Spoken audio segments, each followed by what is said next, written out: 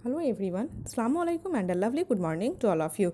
पिछले वीडियो में हम चैप्टर 4 स्ट्रक्चर ऑफ एटम की बात किए थे, जिस स्ट्रक्चर ऑफ एटम में हमको बहुत सारे टॉपिक को कवर करना था। और उस दिन हम लोग डाल्टन्स एटॉमिक थ्योरी को जाने थे। हम ये जाने थे कि डाल्टन्स एटॉमिक थ्योरी को सबसे पहले जॉन डाल्टन नाम के साइंटिस्ट ने दिया था, और अपनी उस थ्योरी में उन्होंने एटम के बारे में डिटेल किया था। उनके अकॉर्डिंग जो भी एटम्स थे वो इंडिविजिबल थे, उनको डिवाइड नहीं किया जा सकता है, वो मैटर के सबसे छोटे पार्टिकल्स थे।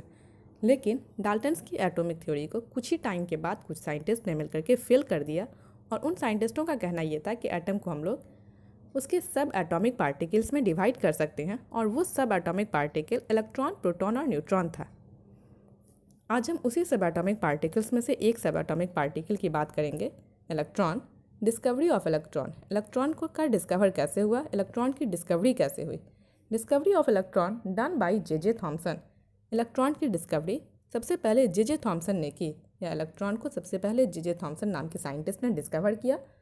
It was discovered by J Thomson. He took Crookes tube and arrange apparatus as shown in figure. सबसे पहले इलेक्ट्रॉन को जे थॉमसन नाम के साइंटिस्ट ने डिस्कवर किया। उन्होंने क्रूक्स ट्यूब लिया और सारे के सारे एपरेटर्स को वैसे ही अरेंज किया जैसा कि सामने आपके फिगर में दिख रहा है। क्रूक्स ट्यूब इसलिए कहते हैं क्योंकि इसको क्रूक्स नाम के साइंटिस्ट ने बनाया था।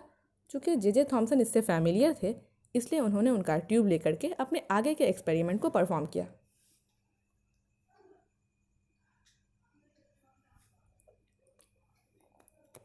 ये tube 60 centimetre long glass tube था। ये ट्यूब 60 सेंटीमीटर लॉन्ग, 60 सेंटीमीटर लंबा ग्लास ट्यूब था। ग्लास का बना हुआ ट्यूब था, और ये ट्यूब एक वैक्यूम पंप के थ्रू, और इस ट्यूब में क्या था, एक वैक्यूम पंप भी था, वैक्यूम पंप के थ्रू था। और फिर दूसरा ये कि इस ट्यूब में दो मेटालिक स्ट्रिप्स थे, दो मेटालिक स्ट्रिप थे, और इस मेटालिक स्ट्रिप को हाई वोल्टेज बैटरी के साथ वायर के थ्रू कनेक्ट किया गया। इस मेटालिक स्ट्रिप को हाई वोल्टेज बैटरी के साथ वायर के थ्रू कनेक्ट किया गया। हम ये जानते हैं कि बैटरी में दो टर्मिनल होते हैं, एक नेगेटिव और दूसरा पॉजिटिव टर्मिनल। जिस टर्मिनल को पॉजिटिव और निगेटिव टर्मिनल, तो जिस मेटालिक स्ट्रिप को बैटरी के निगेटिव टर्मिनल के साथ जोड़ा गया उसका नाम कैथोड था, और मेटालिक स्ट्रिप को बैटरी के पॉजिटिव टर्मिनल के साथ जिसको जोड़ा गया उसका नाम एनोड था। ये कॉमन बात है कि जो निगेटिव टर्मिनल के साथ जुड़ा है वो निगेटिवली चार्ज होगा, जो पॉजिटिव टर्मिनल के साथ जुड़ा है वो पॉजिटिवली चार्ज होगा।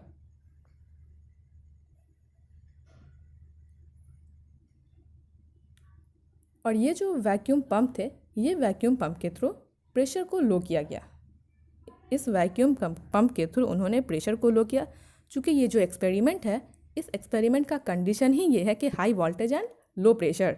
अगर वोल्टेज लो रहेगा और प्रेशर हाई रहेगा तो ये एक्सपेरिमेंट परफॉर्म नहीं होगा। इस एक्सपेरिमेंट को करने का एक कंडीशन था कि लो प्रेशर एंड हाई वोल्टेज, तो हाई वोल्टेज बैटरी का यूज़ किया गया, और वैक्यूम पंप के थ्रू वो जो सर्किट था, पंप था, उस पंप के प्रेशर को लो किया गया था।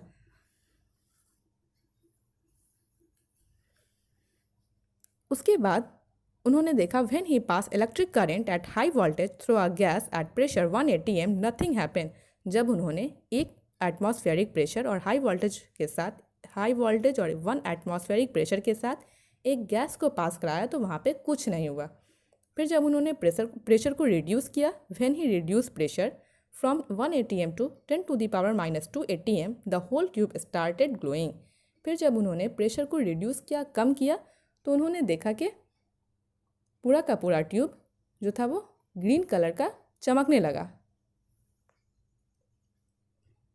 अब उन्होंने ये सोचा कि जो सर्किट है ये ओपन सर्किट है, और ओपन सर्किट में करंट का फ्लो कैसे हो सकता है, ओपन सर्किट में करंट कैसे फ्लो कर रहा है, इसको जानने के लिए साइंटिस्ट ने ये एज्यूम किया कि ये जो दो मेटालिक स्ट्रिप लगे हैं, तो उन्होंने ऐसा किया कि कैथोड के साथ जो मेटालिक स्ट्रिप लगे हैं, कैथोड के साइड, उस मेटालिक स्ट्रिप में एक छोटा सा होल किया, और उसके जस्ट सामने जो ट्यूब का पार्ट आता है, जस्ट सामने जो उस ट्यूब का पार्ट आता है,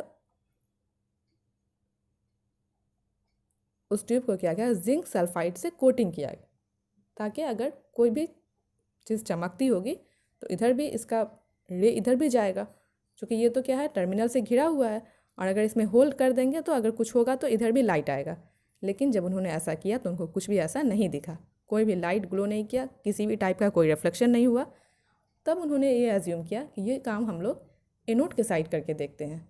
फिर उन्होंने एनोड के साइड ऐसा ही किया। एनोड के साइड जो टर्मिनल था, जो मेटालिक स्ट्रिप्स था, उस स्ट्रिप में उन्होंने छोटा सा होल किया और जिंक सल्फाइड का कोटिंग इस साइड किया ग्लास ट्यूब में। उसके बाद उन्होंने देखा कि एक ग्रीन कलर का लाइट रिफ्लेक्ट कर रहा है, वहाँ पे एक ग्रीन ग्लोइंग होने लगा। तब उन्होंने ये पता लगाया कि जो भी चीज़ है, जो भी चीज़ फ्लो कर रहा है वो कैथोड से एनोड की तरफ जा रहा है। जिस वक्त इलेक्ट्रॉन का इन्वेंशन किया गया, इलेक्ट्रॉन का डिस्कवर किया गया, उस वक्त के लोग ये जानते थे कि चार्जेस दो तरह के होते हैं, एक पॉजिटिव चार्ज और दूसरा नेगेटिव चार्ज। उनको ये भी पता था कि मैग्नेटिक और इलेक्ट्रिक फील्ड में चार्जेस का बिहेवियर कैसा है। मैग्नेटिक फील्ड में ये कैसा बिहेव करते हैं, इलेक्ट्रिक फील्ड में ये कैसा बिहेव करते हैं। लेकिन उनको ये नहीं पता था कि यही निगेटिवली चार्ज पार्टिकल, यही निगेटिवली चार्ज जो है वो इलेक्ट्रॉन है।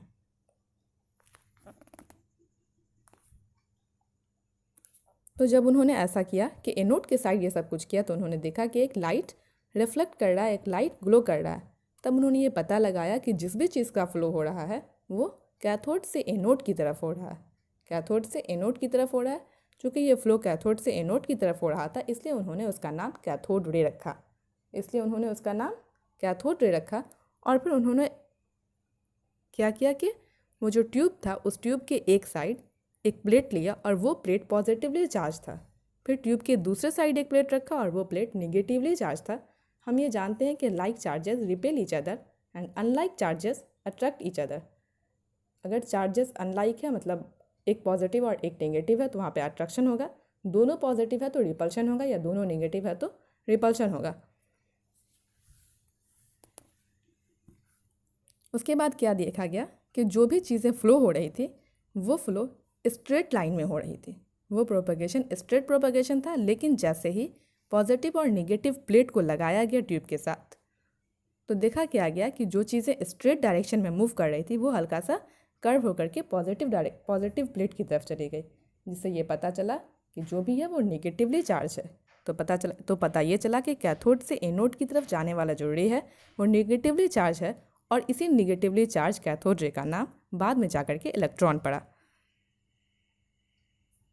तो कंक्लूजन क्या था? When electric current was pass through gas at low pressure and at high voltage, जब किसी इलेक्ट्रिक करंट को हम लोग लो प्रेशर और हाई वोल्टेज के पर पास करते हैं, तो some ray were emitted through cathode and were travelling towards anode.